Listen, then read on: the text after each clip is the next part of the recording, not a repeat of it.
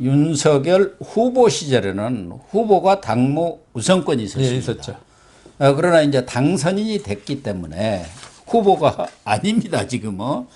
그래서 다시 당권이 네. 이준석 대표한테 돌아갔는데, 이준석 대표는 이제 5월 9일, 5월 10일부터는 그대로 그 자리에 있는 경우 집권당 대표가 되는 겁니다. 예, 맞습니다. 그런 부분들에 대해서 과연 이준석 대표가 이 집권당 대표로서의 정치적 리더십, 역량, 도덕성, 품격을 갖췄느냐에 대한 이제 문제들이 서서히 지금 제기되고 있는데, 이준석 대표는 지금 당장 윤석열 당선자가 되니까 당 장악에 나섰습니다. 사무총장부터 갈았죠. 사무총장부터 옛날 자기가 그 임명했던 한교실을 다시 엄청나게 빠르더라고요. 예, 거기 복귀시키고, 지금 이번 주 뭐 다음 주에는 거기 이철규 의원이 물러난 부총장,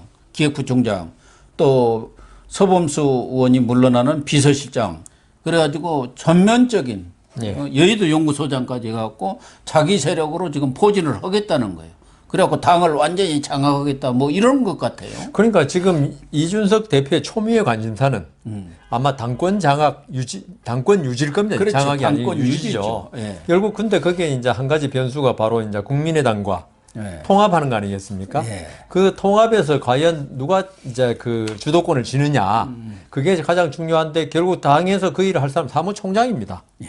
그러니까 사무총장을 이렇게 빨리 아까 정광석과 같이 임명한 거는 이 당대당 통합인지 뭐 흡수 통합인지 모르겠지만, 그때 자기의 어떤 주도권을 갖다가 계속 유지하기 위한 어떤 그 사람으로서 한기호 사무총장을 임명했거든요. 오히려 그보다는 협상은 뭐 협상단이 따로 있을 테고, 예.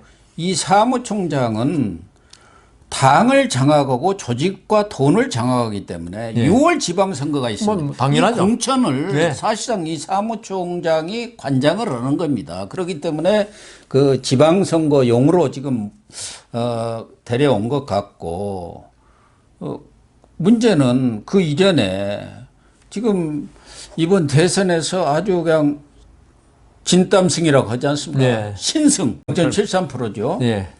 이렇게 가져온 데는 넉넉히 이길 수 있는 여건을 이준석 대표의 어떤 선거 전략의 실패가 따른 것이다라는 그런 책임론이 사실은 많이 지금 나오고 있습니다. 그러니까 이준석 대표도 예. 그걸 알고 있죠.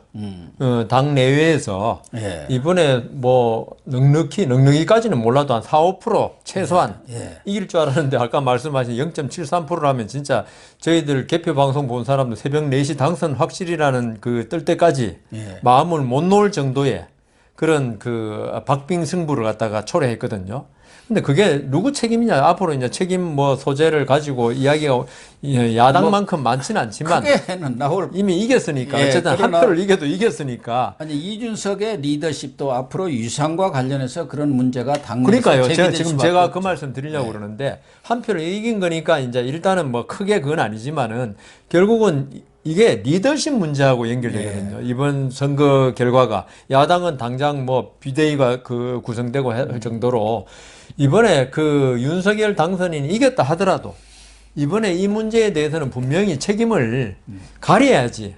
다음에 곧 지금 지자체 선거 있고 있는 데서 이게 이런 식의 이번 대선에 임하는 식의 어떤 당을 이끌고 나가는 리더십이라면은 이번 사실 그 지방선거도 중요하지 않습니까? 윤석열 정말 당선인으로서는 예. 국회가 지금 그 민주당이 잡고 있는 마당에 여소야대가 됐지 않습니까? 예, 근데 지방선거 맞아. 예. 어떻게 될지 모르겠지만 그 또 민주당 쪽에서 잡고 있다. 이러면 윤석열 당선인은 2024년 총선까지는 정말 식물 대통령이 될 수도 있거든요. 예. 지금 그 민주당의 어떤 기세로 봐서 탄핵도 운운했지 않습니까? 저번에. 뭐 식물 대통령까지 얘기했으니까. 예, 그러니까 지방선거에서 만일에 국민의힘이 그 압승 내지 지금까지 지형과 반대로 된다. 예. 이러면 윤석열 당선인의 어떤 그 국정 장악 능력이 한껏 올라가죠. 그래서 그 국정을 자기 뜻대로 할 수 있는데, 이번에 잘못돼 버리면 봐라.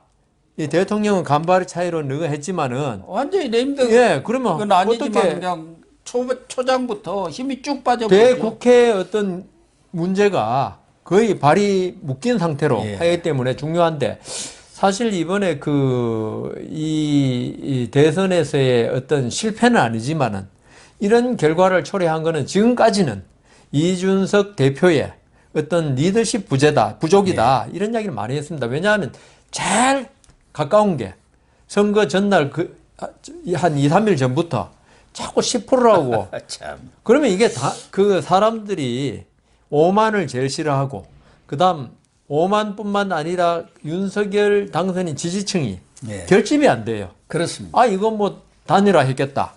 그다음 이준석 대표가 10%라고 그러겠다. 예. 이러면 굳이 뭐 나 한 사람 안 나가도 이기겠네. 반대로 이재명 쪽에 민주당 쪽에서 얼마나 투표 격렬했습니까? 막판까지 아주 그냥 사력을 다했습니다. 사전 투표에서 엄청난 차이가 났지 않습니까? 그래서 이게 이준석 대표가 영선이라서 그런지 그래도 선거를 한두 번 치러봤지 않습니까? 큰 선거는 해본 적이 없죠. 그러니까요. 거기서 자기 노원에서 선거했는데 그것도 3번이나 잘못했으니까 떨어지는 거 아닙니까? 그러니까 이게 뭐 본인은 밴드웨건 효과라고 우리가 잘 되고 있다 이러면 한다고 생각할지 몰라도 우리나라 선거의 특성을 우리 국민의 또 특징을 완전히 무시한 전략이었거든요. 그리고 이준석 대표가 하여튼 여러 가지로 우리 윤석열 당선인과의 막 가출하고 이런 문제 윤석열 후보를 얼마나 얼마나 괴롭혔어요. 폄하하고 괴롭혔습니까? 그러니까요. 그다음 또 사실 단일화 문제도 이준석 대표가 없었으면 단일화가 좀 빨랐지 않을까. 훨씬 쉽게 됐었죠. 이게 3월 3일 날 단일화 된 게 있죠. 예. 사실 상당히 시기가 늦어가지고 독이 됐습니다. 단일화 효과를 못 보고 오히려 이재명 후보 지지층 결집으로 오히려 그게 했다는 그렇게. 지금 분석이 많거든요. 예. 그런데 이게 모든 게 왜 됐을까? 결국은 이준석 대표의 당권 욕심, 예. 자기 정치적 욕심을 위해서 국민의 힘을 이용한 게 아닌가. 예. 사실 이런 게 나오거든요. 사실 우리가 이준석 대표가 작년에 당권을 잡을 때 우리 고 교수님하고 참 응원 많이 했습니다. 지금의 국민의 힘으로 되지 않는다. 황골 탈퇴해야 한다. 예. 이래서 이준석 대표를 갖다 우리가 이 유튜브 방송에서도 참 응원도 하고 했는데 하고 나서 처음에 대변인 배틀 예. 까지는 좋았는데 그 이후에 나타난 거 보니까 자꾸 본인의 욕심이 제3자가 드러났고 그게 대선 과정에 드러난 거예요. 그래서 저는 사실은 있죠.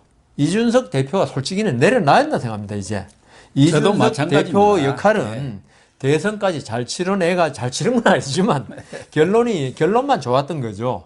과정은 안 좋았어요. 이러면은 오히려 겸허하게 내가 이번에 많이 부족했다.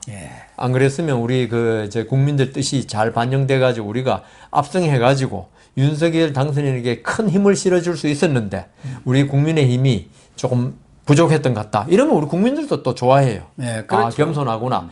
이러면서 이번에 국민의당하고 통합 이런 거는 진짜 백지 상태에서 출발하고 사실 말을 그렇게 한다고 해도 백지 상태 출발은 안 됩니다. 당의 힘이 워낙 차이 나기 때문에. 그렇다 하더라도 국민의 입장에서 볼 때는 이준석 대표에 대해서 다시 한번 평가하게 되고 그다음 국민의 힘에 대해서 다시 한번 평가하게 되고 기성 꼰대 정당인 줄 알았는데 이준석 대표가 저런 면도 있었구나.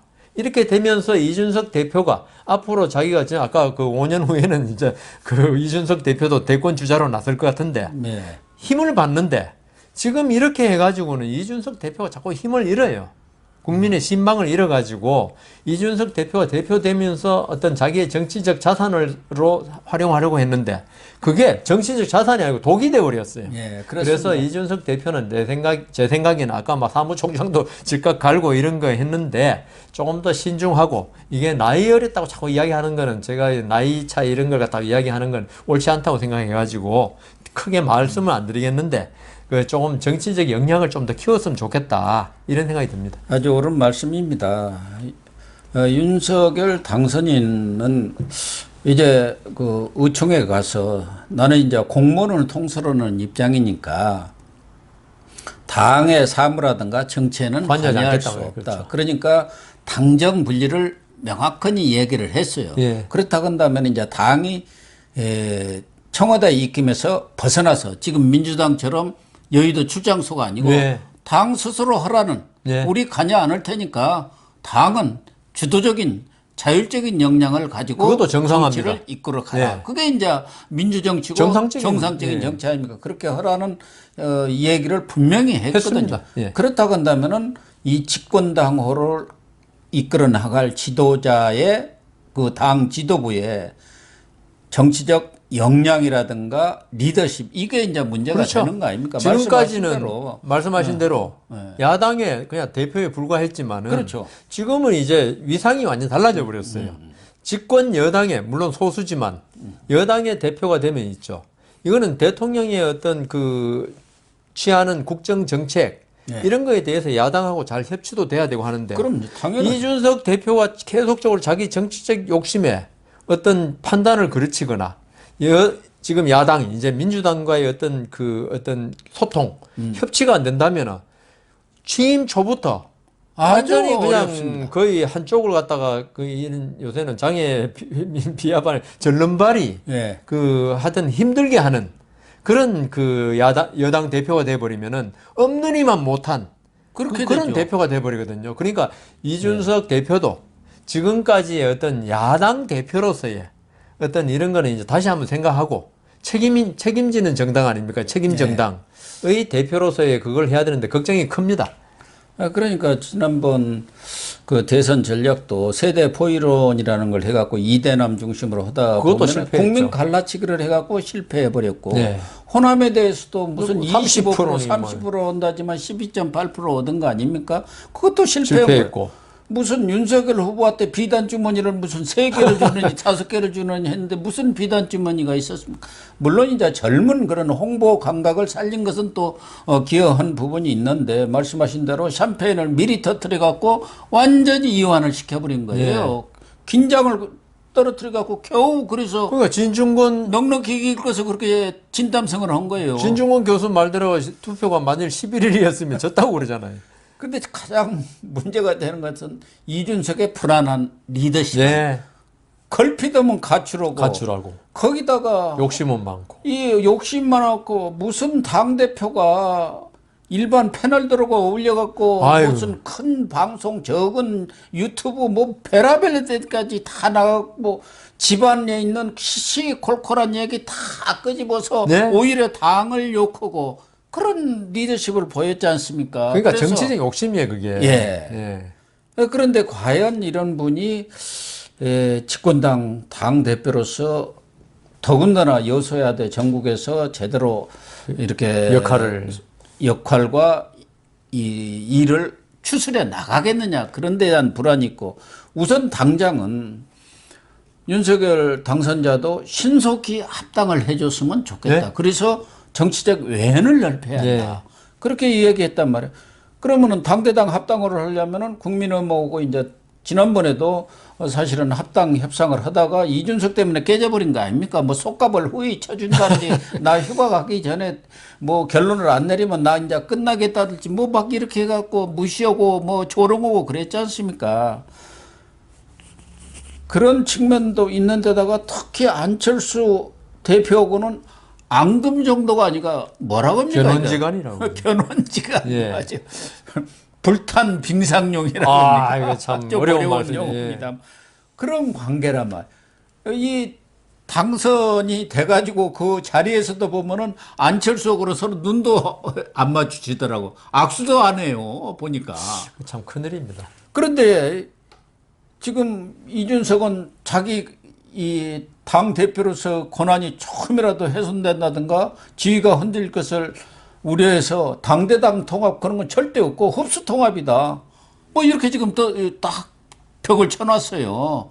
그냥 우리가 그냥 당신들 그 세석분이 안 되고 뭐 빚 좀 있는 건 우리가 갚아주고 다 선거 비용 뭐 이런 정도란 말. 그러니까요. 그러니까 이게 당대당 제대로 통합이 될 것이며 통합이 설사 된다고 하더라도 이게 제대로 굴러가겠느냐. 이거. 그러면 그 윤석열 당선인이 사실 단일화하면서 약속했던 어떤 공동정부 이런 게 완전 또 물 건너가 버리면은 이게 지금 윤석열 당선인으로서는 아까 우리 득표율 이야기했지만은 사실 외연 확장 그리고 한 사람이라도 더 자기 편으로 끌어모으는 게 정말 처음에 처음부터 네임드 겪지 않으면서 자기 정책을 펼치는 중요하거든요. 그리고 윤석열 그 당선인은 지금 국민의 신뢰를 얻는 것도 상당히 중요합니다. 그걸 불안하게 바라본 국민도 많습니다. 그게 그러니까 지금 이게 48%가 저쪽으로 가고 심상정 그 후보까지 하면 50%가 사실은 윤석열 후보를 찍지 않은 겁니다.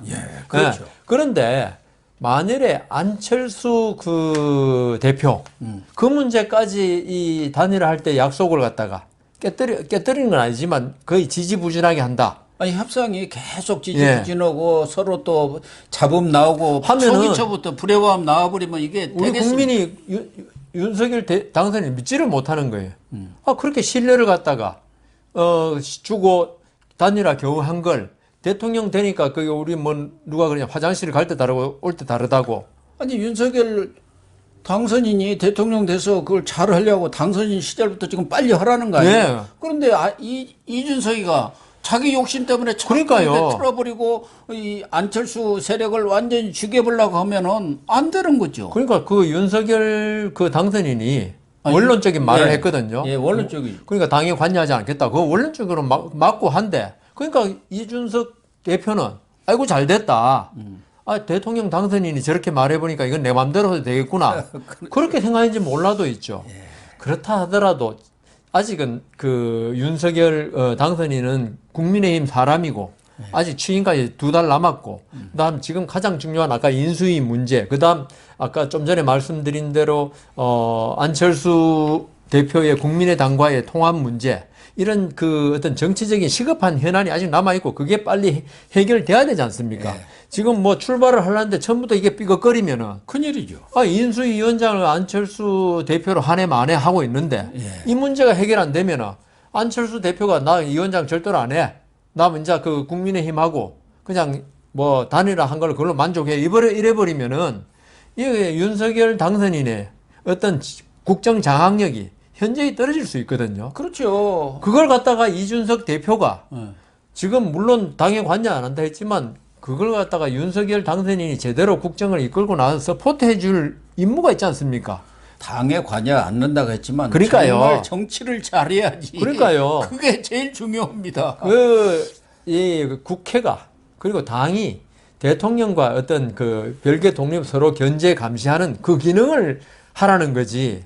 대통령을 갖다가 회방 놓는 그런 역할을 하라는 게 아닙니다. 회방하고 그 어떤 별개 독립의 기관으로서 국회와 행정부가 서로 견제 감시하라는 민주주의 대원칙.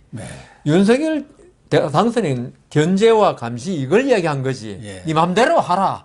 이건 아니거든요. 근데 이준석 대표는 그거 아마 그 대통령 당선인의 어떤 뜻을 조금 착각한 거 아닌가. 그걸 모를 일은 없는데. 그런 일 없지만 한 거 보면 너무 그렇다. 자기 욕심, 자기 정치 세력을 확장해가지고 그 토대를 만들어서 차차게 도전하겠다는. 그러니까요. 그거예요. 지금 매달려 있는 이준석 거예요. 대표로서는 있죠. 그렇지 않은 원희룡 뭐 이런 식으로 지금 다음 차기 대통령 선거에 막강한 사람이 있는데 또 한 명 더 들어와버린 거예요, 사실은. 지금 안철수 대표가 이제 국민의힘으로 와가지고 5년 동안 실수 없이 잘해가지고 나중에 경선하면요. 안철수 대표도 아주 강력한 후보가 되면은 이거 이준석 대표로서는 상당히 곤란하다. 싹을 잘라야겠다. 이런 생각하고 있는지 몰라요. 안철수 대표가 왜 단일화 했겠습니까? 그러니까요. 여기 큰데 와서 자기를 도전하려고 그런 것이지. 무슨 장관 하나 하려고 들어왔겠어요? 그러니까요.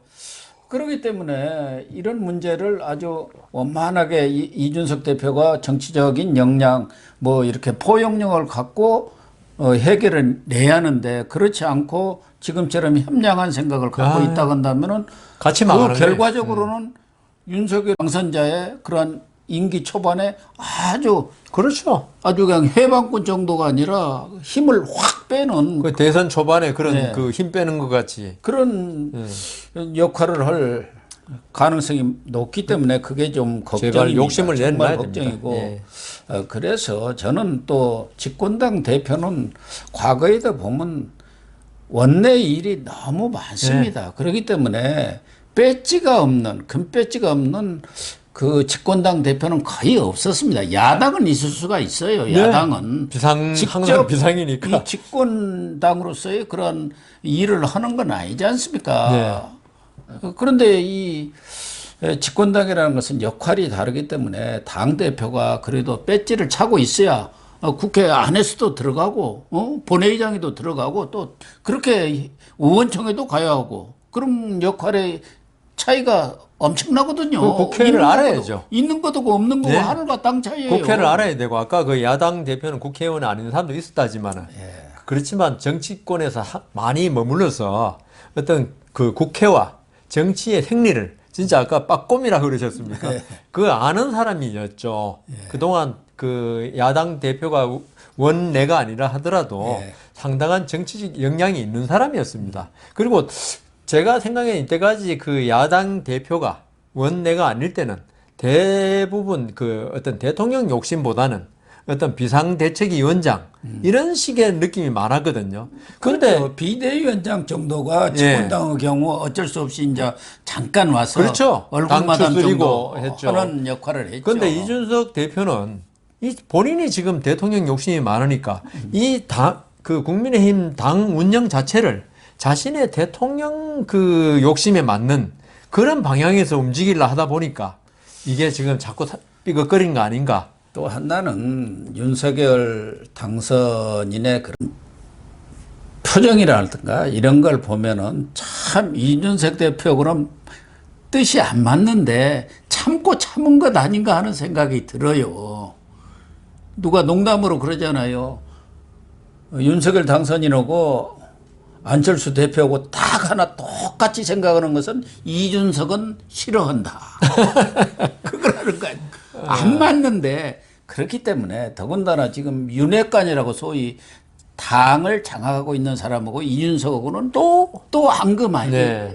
이 갈등이 보통이 아니지 않습니까? 그러니까요. 그렇기 때문에 여러 가지 상황으로 봐서는 세술은 또 세부대에 담으라는 말도 있지 않습니까? 그래서 저는 가급적이면은 6월 지방선거 전에 뭐 이렇게 물러나서 새로운 지도체제를 갖고 당도 이 6월 지방선거에 임하는 게 나을 수도 있는데 그래도 양보를 한다 그러면은 6월 지방선거까지 마치고 그러면 자기도 자기 공천권 좀 행사해갖고 지역에도 자기 사람 좀 심고 그럴 거 아닙니까? 그러고 나면은 조기 전대를 해야지 이준석 체제를 내년 6월까지 끌어간다 생각하면은 진짜 윤석열 이 정권이 정말 어려움에 처한다니까요. 그렇죠.